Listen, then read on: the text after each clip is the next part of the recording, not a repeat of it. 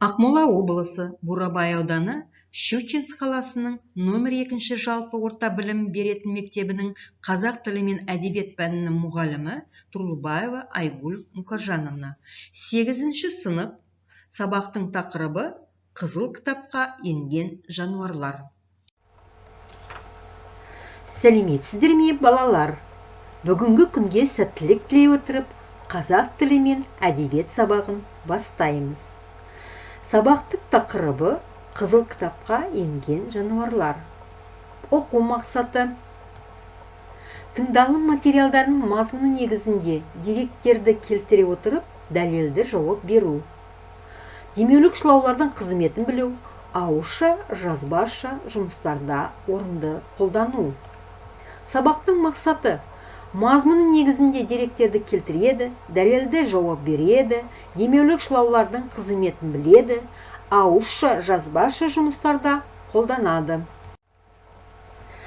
Бағалау критерийлері: тыңдалған мәтіннің негізгі мазмұнын түсінеді, деректерді келтіре отырып, дәлелді жауап береді, сөйлемдерді сәйкестендіреді, демеулік шылаулардың қызметін біледі, ауызша, жазбаша жұмыстарда орынды қолданады. Бүгінгі сабақта кездесетін жаңа сөздермен танысайық. Сүт қоректі, млекопитающие, қосмекенді, земноводные, елік, косуля, бұлан, лось, құлан, кулан, сілеусін, рысь, құндыз, бобер, саршынақ, суслик. Балалар, бірінші тапсырма. Сұрақтарға жауап беріңіздер. Қызыл кітап деген сөз тіркесі ғылымға қай жылы енді? Қалай ойлайсыздар? Қызыл түс нені білдіреді? Қазақстан Республикасында қызыл кітаптың неше нұсқасы бар? Ойланып жауап беріңіздер.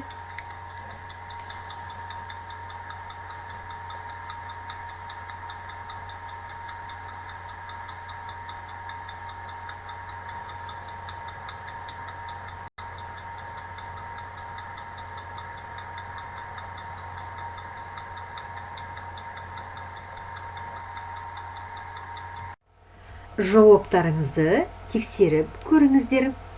Қызыл кітап деген сөз тіркесі ғылымға 1966 жылдан бастап енді. Қызыл түс қауіп қатер дегенді білдіретін түс. Қазақстан Республикасында қызыл кітаптың 3 нұсқасы бар. Дескриптор. Балалар, сіздер осы сұрақтарға дұрыс жауап берсеңіздер, 3 балл аласыздар. Келесі тапсырма, мәтінді оқимыз. Қазақстанның қызыл кітабына сүтқоректілер мен қосмекенділердің бірнеше түрі енген. Сүтқоректілерге елік, бұлан, құлан, сілеусін, жолбарыс жатады. Бұлан бұғылардың ең ірі түрі. Биіктігі 2 метрге жетеді. Салмағы 600 килограммдай. Түсі қыста қара қоңыр, жазда қаңырқай болады. Басы мен аяғы ақшылдау. 2 төлден туады. Бұланның мүйізі өте бағалы. Шипалық қасиеті бар. Құлан жабайы жылқы. Сыртынан қарағанда құлан есекке де, жылқыға да ұқсайды. Оның басы үлкен, құлағы ұзын, құйрығы қысқа, кекілі жоқ, жалы тік. Жылқы секілді жүрісі тез, сымбатты, сирақтары ұзын. Дене тұрқы 210-240 сантиметр. Шоқтығының биіктігі 112-126 сантиметр.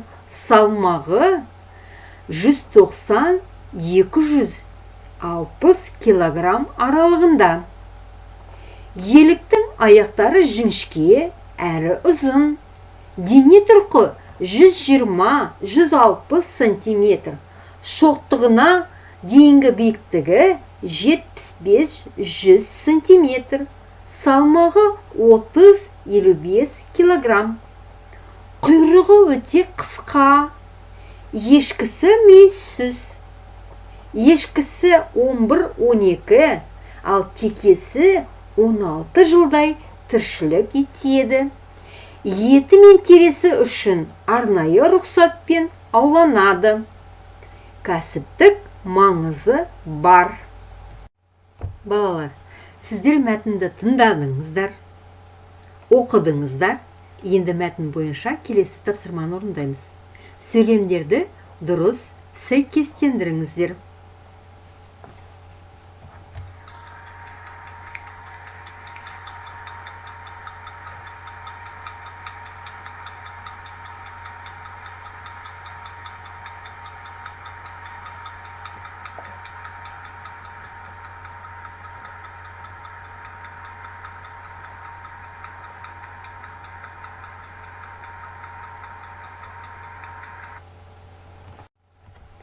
Енді өз жауабымызды тексеріп көрейік. Бұлан бұғылардың ең ірі түрі. Құлан жүрісі тез, сымбатты, сирақтары ұзын. Еліктің ешкісі мүйізсіз. Қазақстанның қызыл кітабына сүтқоректілер, қосмекенділердің бірнеше түрі енген. Осы сөйлемдерді дұрыс сәйкестендірсеңіздер, балалар, 4 балл аласыздар. Балалар, енді біз грамматикалық тақырыпты еске түсірейік. Шылаулар.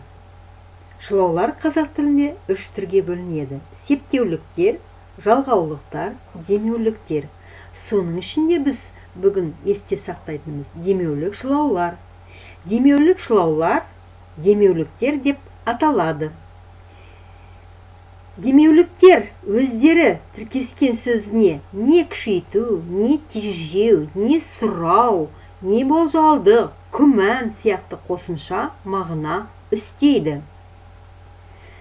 Демеулік шылаулардың 6 түрі бар. Олар сұраулық шылаулар, шектік шылаулар, күшейткіш шылаулар, белгісіздік шылаулар, болымсыздық шылаулар, нақтылау шылаулар. Балалар, біз сіздермен шылаулардың түрлерін, соның ішінде демеулік шылаулардың түрлерін есімізге түсірдік. Енді тапсырма орындаймыз. Келесі тапсырма. Мәтінде берілген сипаттамасы бойынша жануарларды анықта. Сипаттарын жазып дәлелде. Нақтылы шектік демеуліктерді қолдан. Жазудың үлгісі. Мынау құлан ғой. Себебі оның басы қандай, құлағы қандай дәлелдеп жазасыздар.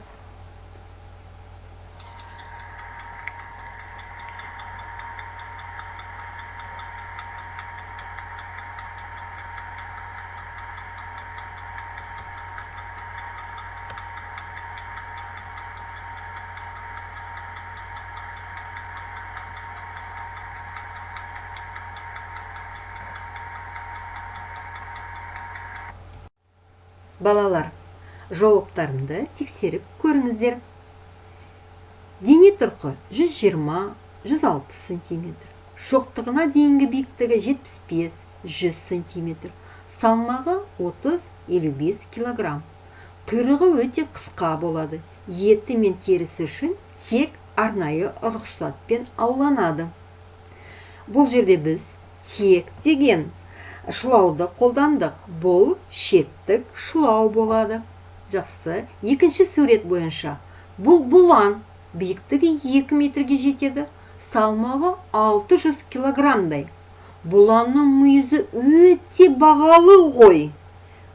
Дұрыс айтасыңдар. Бұл жерде біз ғой деген нақтылы шылауды қолдандық. Үшінші сурет. Мынау құлан ғой. Себебі оның басы үлкен, құлағы ұзын, құйрығы қысқа, кекілі жоқ, жалы тік. Бұл жерде біз тағы да ғой деген нақтылық шылауды қолдандық. Балалар, егер жауаптарыңыз дұрыс болса, дескриптор бойынша жалпы 3 балл қоясыздар. Балалар, келесі тапсырма 5-ші. Көп нүктенің орнына жақша ішіндегі сөздердің тиістісін таңдап жаз.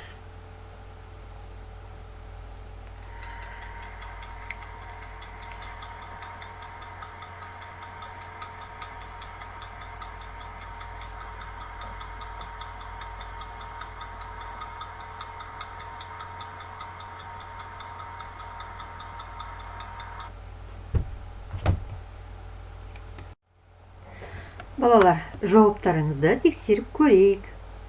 Қазақстанның қызыл кітабына өте сирек кездесетін жануарлар мен аңдар кірген. Қызыл кітап жануарлар мен өсімдіктерді, ландшафтыларды көруге, қорғауға әсер етеді. Табиғатты әр адам қорғауы тиіс. Қазақстанда қорғауға алынған сүтқоректілер елік, бұлан, құлан. Тапсырма дұрыс орындалса, дескриптор бойынша 5 балл. Балалар, сабағымызды қорытындай келе, бүгінгі сабағымызда не үйрендік? Тыңдалған мәтіннің негізгі мазмұнын түсіндік. Деректерді келтіре отырып, дәлелді жауап бердік. Сөйлемдерді сәйкестендірдік. Демеулік шылаулардың қызметін білдік. Ауызша, жазбаша жұмыстарда орында қолдандық. Осымен балалар, сабағымыз аяқталды. Қош, сау болыңыздар.